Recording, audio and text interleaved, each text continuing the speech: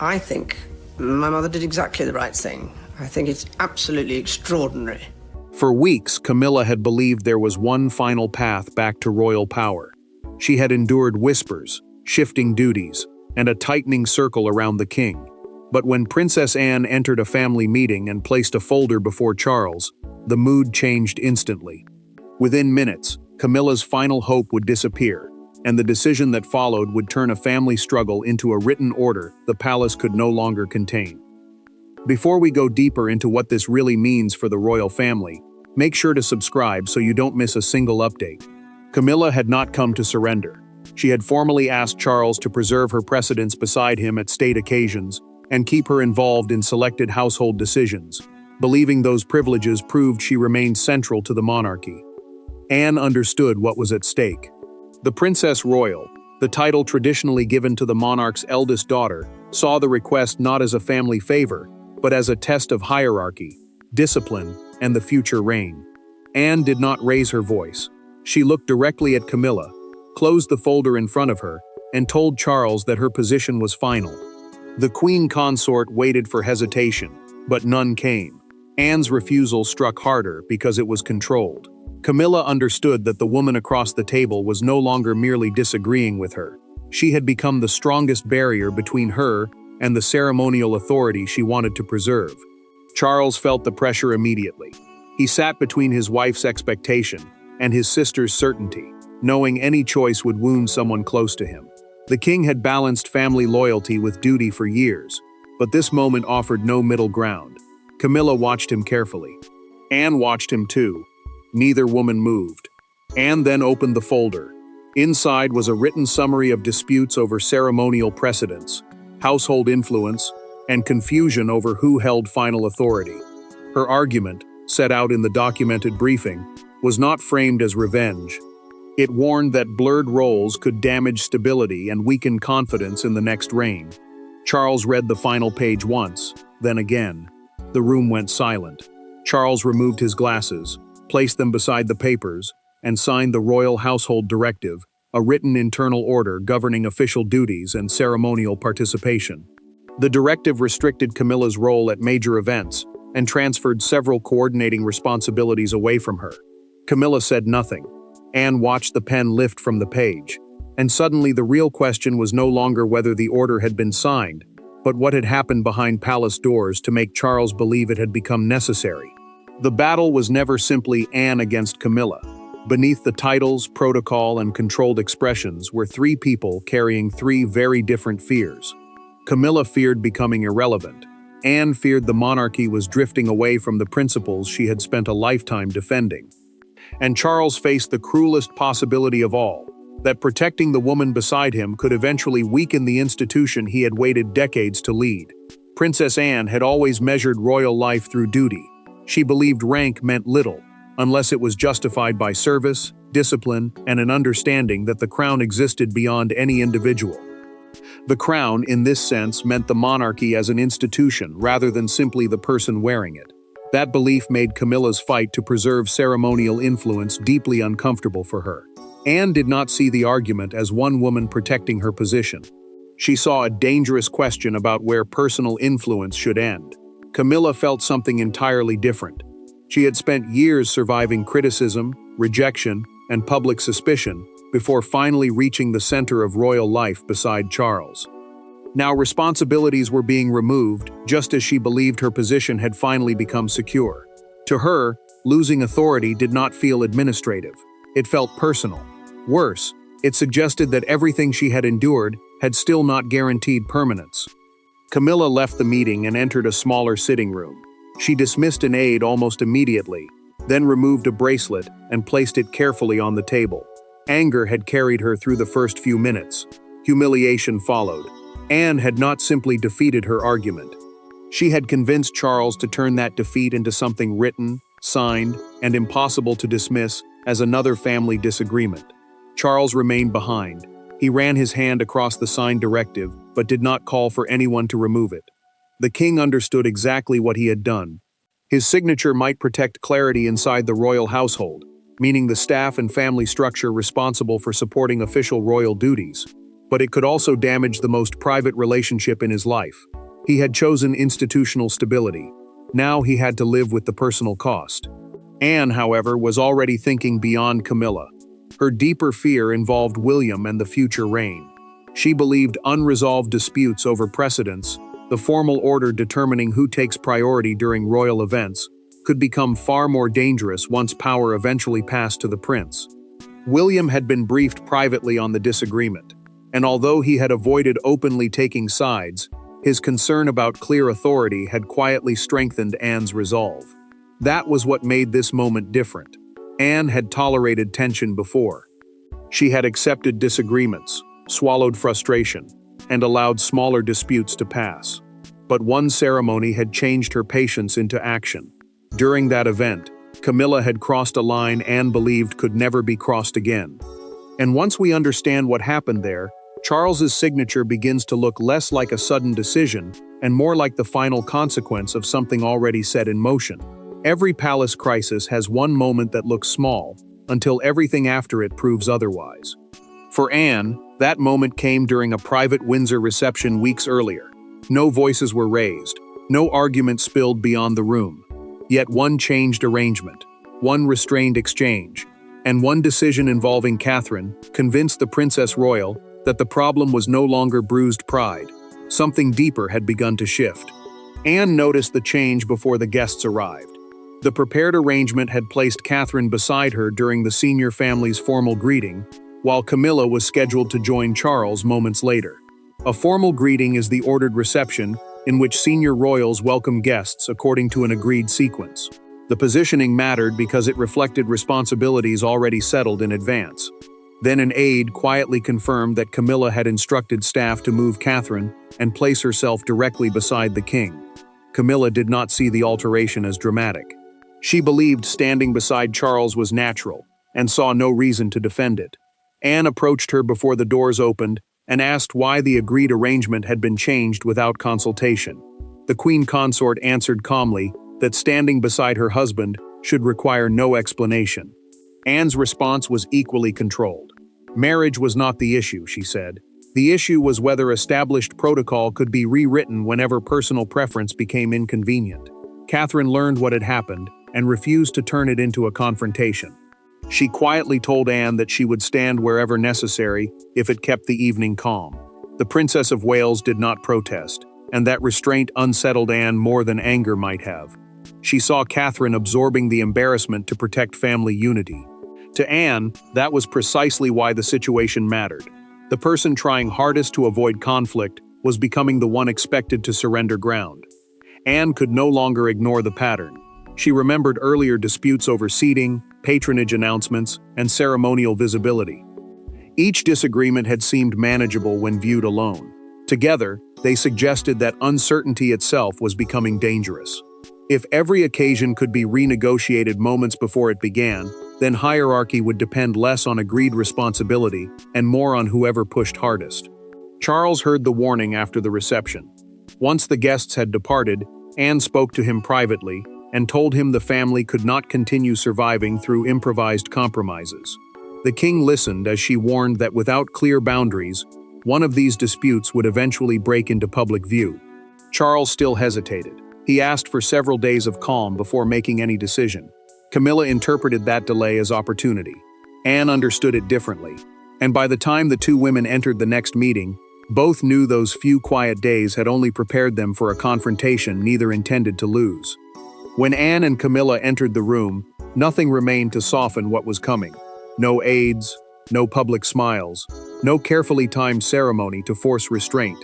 Charles had hoped privacy might produce compromise, but the opposite happened. Within minutes, years of frustration pushed through the surface. Camilla questioned whether Anne had ever accepted her. Anne refused to retreat. Then one sentence changed the entire confrontation. Charles had arranged the meeting himself. He wanted both women seated with him before any final document was signed, believing a direct conversation might prevent a deeper family fracture. The king understood that ceremonial precedence, the formal order deciding where senior royals stand, sit, and appear during official events, carried more than symbolic weight. Changing it could send a public message about trust, status, and influence. That was exactly why Camilla refused to surrender quietly. Camilla argued first. She told Charles that removing her from major ceremonial responsibilities would immediately invite questions about whether the crown had lost confidence in her. The queen consort insisted that stability required continuity, not restrictions that could appear sudden or punitive. She had spent years establishing her place beside the monarch, and she believed any visible reduction now would make that position look fragile. Camilla then turned toward Anne. Frustration finally broke through her control. She asked whether the Princess Royal had ever truly accepted her place beside Charles at all. The accusations silenced the room. Anne's expression hardened, but she refused to answer the question emotionally. She understood what Camilla was doing. If the dispute became personal, then compromise could still be framed as kindness. Anne would not allow that. She looked directly at Camilla and said, "This isn't about whether I accept you. It's about whether the crown can survive everyone demanding exceptions." Charles lowered his eyes almost immediately. The Princess Royal had shifted the argument completely. Camilla was no longer defending herself against Anne. She was being asked whether her demands could weaken the rules meant to hold the institution together. Camilla made one final attempt. She offered to surrender several administrative responsibilities if Charles allowed her to keep full ceremonial precedence and consultation rights. The queen consort presented it as balance, less internal control, in exchange for preserving visible status and access to important decisions. Anne barely hesitated. She pushed the proposal back across the table and said partial compromise would only postpone the next confrontation. Camilla understood what that meant. Her final escape route had closed. Charles suddenly stood. He collected both sets of papers and left without announcing a decision. Anne watched the door close. Camilla remained seated. Neither woman knew whose argument had prevailed until a summons arrived later that evening, directing them back to the king. And on Charles's desk, the document that would settle everything was already waiting. Royal power rarely announces itself with shouting. Sometimes it arrives as a sheet of paper, a fountain pen, and a sovereign sitting alone with a decision he cannot escape. Charles now faced that moment. He could preserve another uneasy family compromise, or he could sign something that removed all ambiguity. The document before him did more than restrict Camilla. It redrew the boundaries inside his household and confirmed Anne's warning in unmistakable terms. Charles read the directive again. It removed Camilla from independent decisions over ceremonial scheduling, required major arrangements to pass through the king's private office, and limited her formal participation to duties specifically approved by him. The private office is the small team that manages the monarch's official work, decisions, and correspondence. That detail mattered, because influence once exercised through custom or personal access would now pass through a defined chain of authority. Charles reached the final paragraph and stopped. He picked up the pen, lowered it toward the page, then placed it back on the desk. The king knew exactly how Camilla would read the decision. To him, it was meant to protect order. To her, it could feel like rejection from the one person whose support had carried her through years of criticism. He sat still for several moments, caught between those two truths. Anne received the news without celebration. When an aide informed her that Charles had accepted the recommendation, she did not smile or claim victory. The Princess Royal simply said that nobody wins when a family disagreement becomes serious enough to require written boundaries. She had wanted clarity, but she understood the cost. The decision protected the institution, while exposing how badly trust inside the family had already weakened. William's position also appeared inside the document. One clause required any ceremonial planning, affecting the Prince and Princess of Wales, to be coordinated directly with his household. The wording seemed procedural, but its meaning was sharp. William would no longer depend on last-minute compromises over Catherine's placement or responsibilities. The future king had been given a clearer line of protection around the structure he would eventually inherit.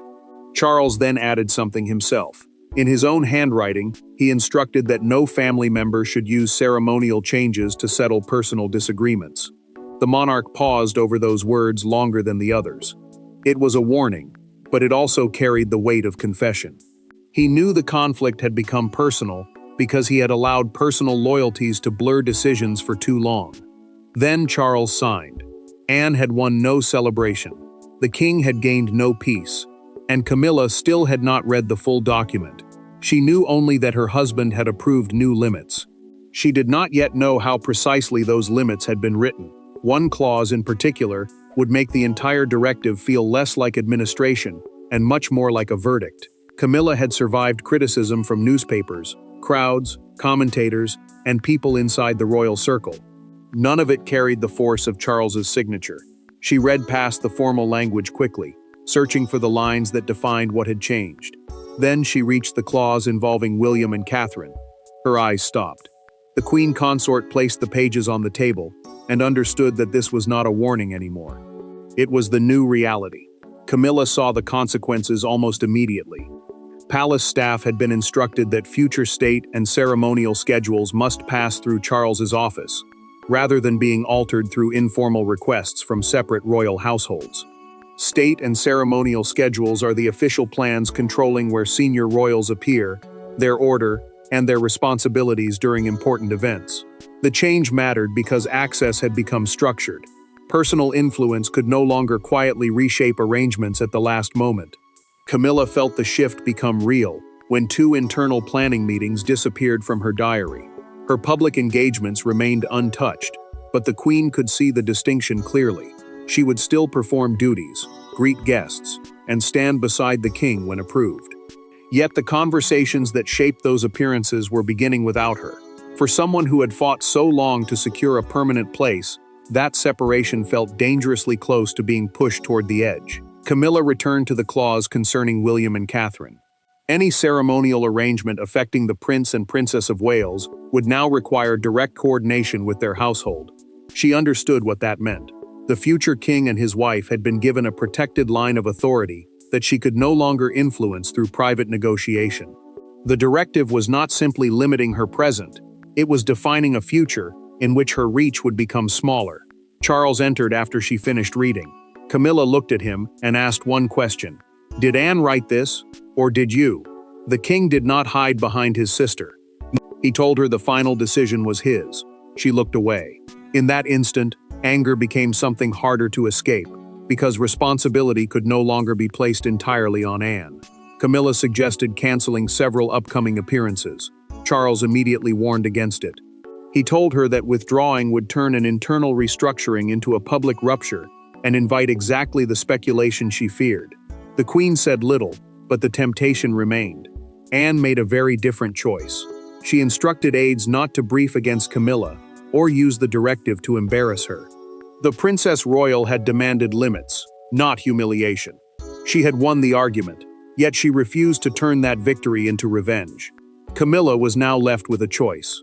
She could resist and deepen the fracture, or accept the limits and rebuild her role around them.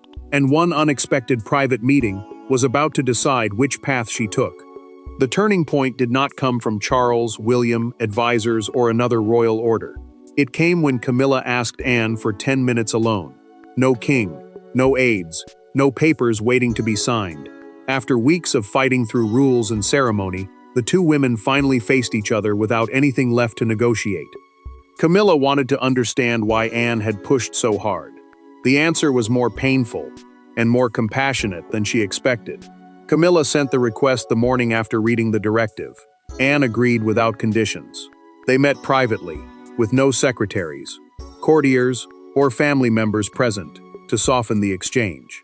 Courtiers are senior palace figures who help manage royal duties, protocol, and access around the monarch.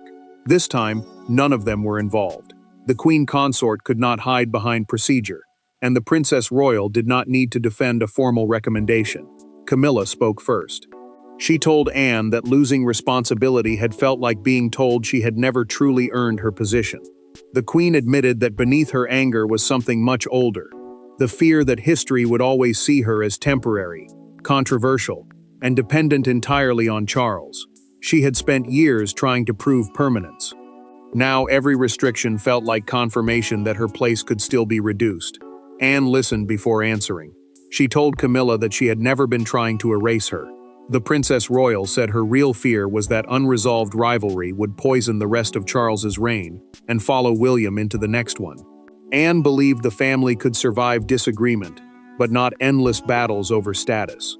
Sometimes, she said, accepting a boundary-protected dignity more effectively than fighting until nothing remained but resentment. Anne then made something clear that Camilla had not expected. She had never asked Charles to remove her from public life or end her ceremonial companionship with him. The Princess Royal had actually argued against harsher measures. She believed humiliation would damage Charles, weaken the household, and make reconciliation almost impossible. Limits were necessary. Destruction was not. Camilla sat with that distinction for a long moment. For the first time, Anne's actions no longer looked like an attempt to push her out completely.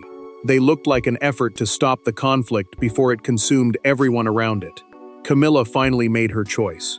She told Anne she would follow the directive, continue her remaining duties, and avoid any public withdrawal. The Queen did not call it surrender. She said simply that Charles had drawn a line, and she would respect it. Anne accepted the answer without triumph. Inside the palace, the conflict finally began to cool. But outside those walls, word of the directive was already spreading, and Britain was about to turn one private royal signature into a national judgment. By the following morning, what had been a painfully private family struggle belonged to the nation. Breakfast television opened with the palace restructuring. Newspapers pushed competing interpretations. Crowds outside royal residences argued over what Charles's signature meant for Camilla, Anne, William, and the future crown. Yet through all the noise, the most powerful message came from what the family did not say. Both women appeared for duty. Neither offered the public a single word. Buckingham Palace confirmed that Charles had reorganized certain internal ceremonial responsibilities. The statement described the move as one designed to improve efficiency, clarify authority, and reduce confusion within the royal household. Buckingham Palace is the monarch's principal administrative base, where many official announcements and household decisions are coordinated. The language was careful, but the timing ensured almost everyone connected it to the recent tensions surrounding Camilla's role. Broadcasters divided almost immediately. Some described Charles as finally restoring a clear chain of command after weeks of uncertainty. Others focused on Anne and asked whether the Princess Royal had become the king's most trusted guardian of continuity. Her influence suddenly looked larger than a family disagreement. It looked like part of a wider effort to protect the monarchy before William eventually inherited it. Charles watched the coverage with little satisfaction. At breakfast, he lowered a newspaper after seeing the people closest to him reduced to competing headlines. The king had signed the directive to create order, yet that order had become national drama overnight. His exhaustion exposed the contradiction. Institutionally, the decision had brought clarity. Personally, it had opened his family to exactly the scrutiny he had hoped to contain. Camilla chose composure. Despite having considered canceling appearances hours earlier, she prepared for a scheduled engagement and refused to disappear. The queen consort paused beside Charles before leaving. Neither delivered a speech. He briefly touched her arm, and she continued. That small exchange carried more weight than any public statement because it suggested that private hurt had not become a complete marital rupture. One front page became impossible to ignore. A large photograph of Anne arriving for duty appeared beneath the headline, "The King Draws the Line." Beside it sat a smaller image of Camilla arriving separately. The contrast shaped the story instantly. One woman presented as the force behind change, the other as the figure forced to live with it. Yet public reaction began shifting in a direction few inside the palace had expected. Discussion moved beyond rivalry. Commentators increasingly focused on succession, discipline, and whether Charles had finally created clearer boundaries ahead of William's reign. Britain had chosen its interpretations, but headlines could not decide how this family story ended. That answer would come only when Charles, Camilla, and Anne faced life after the confrontation and showed what the signature had truly changed. In the end, there was no dramatic exile, no final public confrontation, and no triumphant victor standing over a defeated rival. What followed was quieter, but far more consequential. Anne had drawn the boundary she believed the monarchy needed. Charles had accepted that protecting his reign could mean disappointing the person closest to him. And Camilla now faced a harder test than winning influence, deciding who she would become after losing part of it. Charles did not reverse the directive. The new structure remained in force, with ceremonial responsibilities passing through clearer channels. and William and Catherine receiving firmer authority over matters connected to their future roles. The Prince and Princess of Wales represented the next generation of the monarchy, making that clarity important far beyond one family disagreement. The king had finally established that tomorrow's reign could not remain vulnerable to unresolved competition inside today's household. Camilla chose not to disappear. She returned to her remaining engagements and continued serving beside Charles, even though the boundaries around her influence were narrower. The queen consort understood that resistance would only reopen the conflict she had agreed to end. She could no longer control every ceremonial decision, but she could control her response. And in accepting what had changed without creating another rupture, she preserved something authority alone could never guarantee: dignity. Anne refused to celebrate. At their next shared engagement, the Princess Royal greeted Camilla normally and offered no sign of triumph. She had achieved the clarity she wanted, and that was enough. Anne had never sought humiliation. Her argument had always been that loyalty sometimes demanded confrontation before resentment became permanent damage. Now that the line had been drawn, she saw no reason to make the wound deeper. Charles eventually addressed the personal cost with Camilla. He told her he understood why his signature had hurt. The king did not defend the decision with another speech about duty. He simply acknowledged the pain. She answered that she finally understood why he believed the order had become necessary. Neither pretended the conflict had never happened, but both stopped using it as a weapon. Then came the moment that settled everything. At the next major royal gathering, Camilla took the position assigned under the revised arrangement without objection. Catherine stood where protocol placed her. Anne noticed. The Princess Royal briefly met Camilla's eyes and gave a small nod. Camilla returned it. Nothing more was required. Anne had crushed Camilla's last hope of preserving the old balance of influence, but she had not destroyed the woman herself. Charles's signature marked the moment personal loyalty gave way to institutional clarity. Camilla lost authority yet retained dignity by accepting the boundary. Anne proved that protecting family can sometimes require refusing silence. And Charles finally demonstrated the hardest truth of kingship: duty can demand the decision the husband would rather avoid. What stunned Britain was not simply that Charles signed a document after Anne's intervention. It was what the signature represented: the crown choosing clarity over ambiguity, succession over rivalry, and duty over personal comfort, and three members of one family realizing that preserving the monarchy required each of them to surrender something they desperately wanted to keep. Thanks for watching. Please don't forget to like and subscribe, and we will see you in next one.